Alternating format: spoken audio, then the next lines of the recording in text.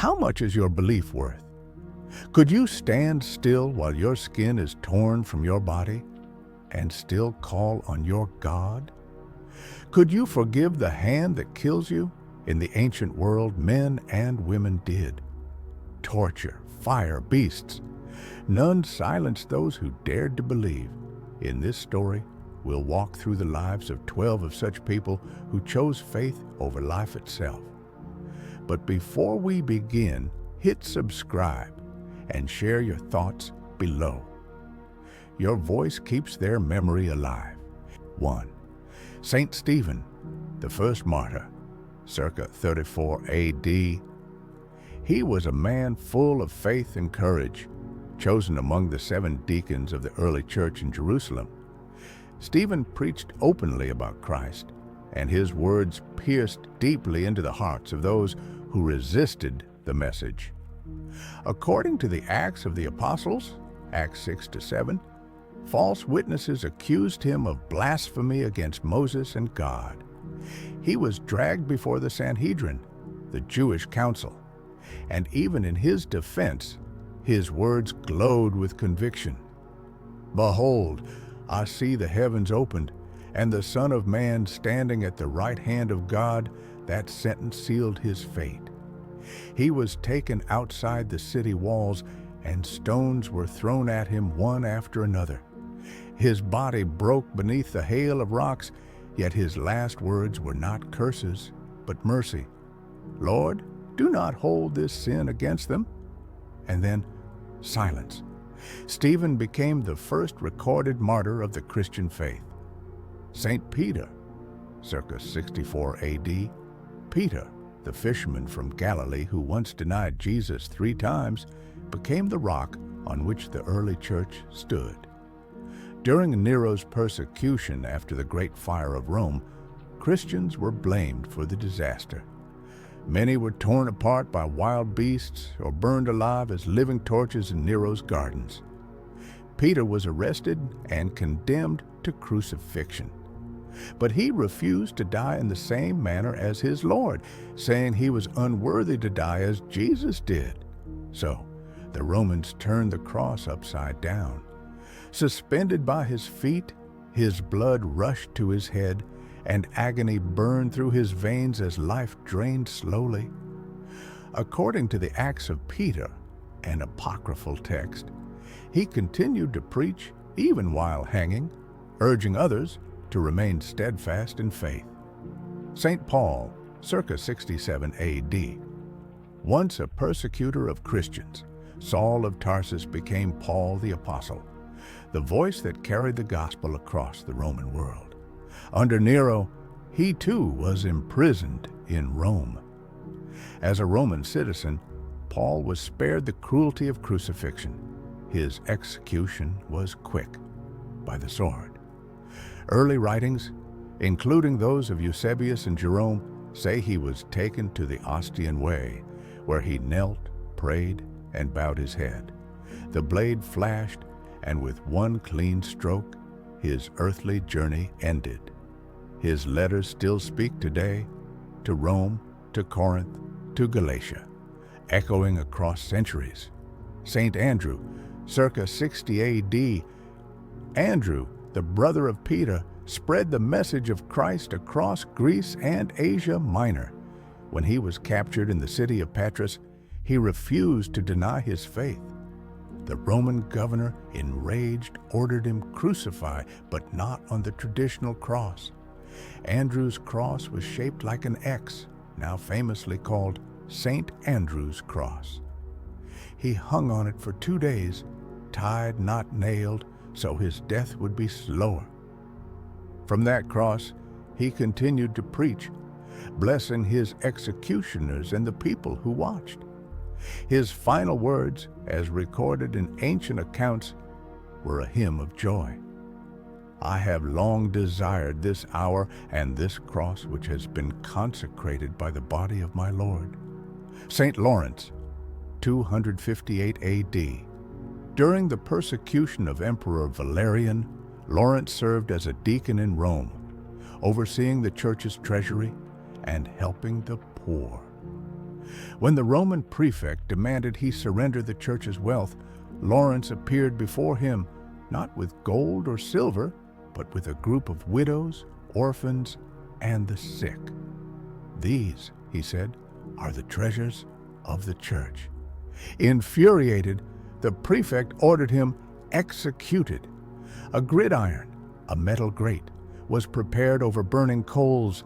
Lawrence was laid upon it like meat over fire.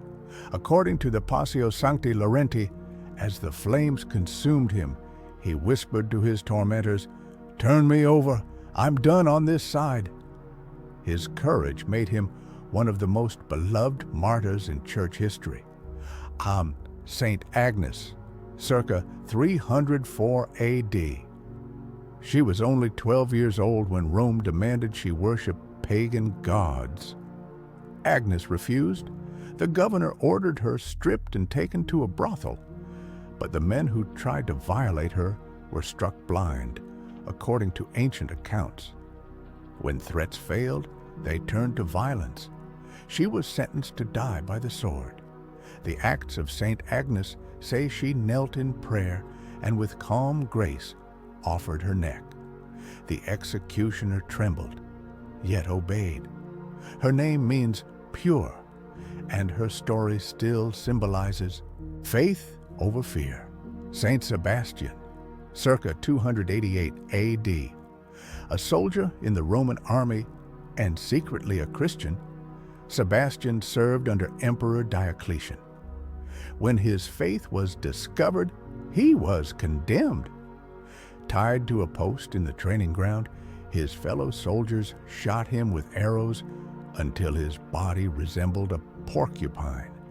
Left for dead, he was found alive by a Christian widow who nursed him back to health.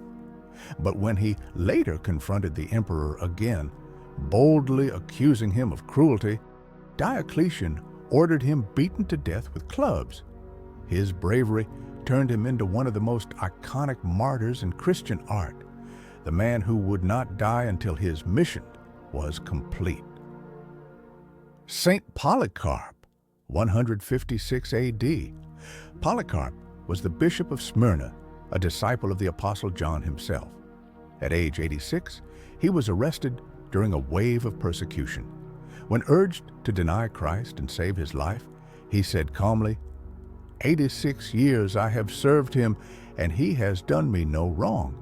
How can I blaspheme my king, who saved me? He was bound to a stake as soldiers prepared to set him ablaze. According to the Martyrdom of Polycarp, one of the earliest Christian martyr accounts, the flames formed a circle around him but did not touch his body. Finally, a soldier ended his life with a spear. Those who witnessed it wrote that his death smelled not like burning flesh, but like incense. Saint Perpetua and Felicity, 203 AD. In Carthage, North Africa, a young noblewoman named Perpetua and her slave Felicity were imprisoned for their faith. Perpetua's father begged her to renounce Christianity and save her life, but her answer was steady. Greater than I cannot be called anything other than what I am. A Christian in the arena, they were exposed to wild beasts, bulls, leopards, and bears, as crowds roared. According to the Passion of Perpetua and Felicity, when the beasts failed to kill her, Perpetua guided the trembling hand of a young gladiator to her throat, helping him finish the task. Saint Joan of Arc, 1431. Centuries later, faith still clashed with power. Joan, a peasant girl from Domremy, France, claimed to hear divine voices calling her to lead France in battle against England. She led troops to victory at Orléans, only to be captured and handed over to the English. Charged with heresy, witchcraft, and dressing like a man, Joan stood before her accusers with quiet defiance. When she refused to recant, she was tied to a wooden post in Rouen marketplace. The flames rose, Witnesses said she cried out the name of Jesus until her voice vanished in smoke. Her ashes were thrown into the river Seine. 25 years later, the church declared her innocent. Nearly 500 years after her death, she was canonized as a saint. Saint Catherine of Alexandria, circa 305 A.D. She was a scholar, a philosopher, and by legend, one of the most beautiful and brilliant women of her time. Catherine of Alexandria, said to be the daughter of a noble family, lived in Egypt during Emperor Maxentius's reign, a time when Christianity was outlawed. When imperial decrees ordered citizens to sacrifice to pagan gods, Catherine refused. She boldly confronted the emperor himself, defending her faith through reason and debate. According to the Passio Catharinae, her early hagiography, Maxentius summoned 50 of the finest pagan philosophers to dispute her. But she reportedly defeated them all, even converting some to Christianity. Infuriated, the emperor had her imprisoned and tortured. When persuasion and pain failed, he ordered her execution by the breaking wheel, a brutal device of spikes and rotating beams meant to tear flesh and bone apart. But, according to legend, the wheel shattered the moment she touched it, killing her executioners instead. Enraged and humiliated, Maxentius ordered her beheaded. Catherine's body was said to have been carried by angels to Mount Sinai, where a monastery later bore her name, St. Catherine's Monastery, one of the oldest in the Christian world. Historians debate her existence, suggesting her story may have been inspired by earlier martyr accounts, but her cult spread widely, and she became one of the most venerated saints in medieval Europe, symbolizing courage and divine wisdom. Saint Bartholomew, 1st century A.D., Bartholomew, also called Nathaniel, was one of the 12 apostles. After Christ's death, he is said to have journeyed east through Mesopotamia, Persia, and into Armenia, spreading the gospel.